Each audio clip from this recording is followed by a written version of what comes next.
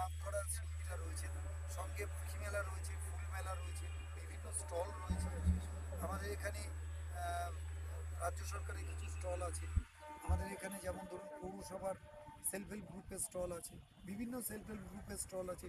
এই অঞ্চলের শ্যামনগর জগদ্দল অঞ্চলের যে সকল মানুষজনেরা নিজেরা মাল তৈরি করে কুটির শিল্পের হস্তশিল্প কুটির শিল্পের মাধ্যমে মাল বিক্রি করে জীবিকা নির্বাহ করে, তাদের জন্য স্টলের ব্যবস্থা আছে।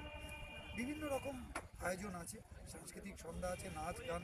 এই এলাকার প্রায় জগদ্দল বিধানসভার অন্তর্গত তথা ব্যারাকপুর লোকসভার অন্তর্গত প্রায় কম বেশি 100টা টিম, নাচের টিম, যে স্কুল, তারা পার্টিসিপেট করছে এখানে নাচের।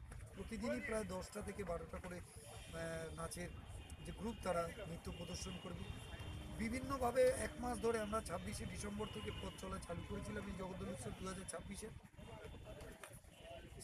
সেখানে বিভিন্ন রকম প্রতিযোগিতাগুলো অনুষ্ঠানে যারা প্রথম, দ্বিতীয়, তৃতীয়, দশম অবধি আমরা তাদেরকে পুরস্কৃত করব, তাদেরকে নিয়ে আসছি এইখানে।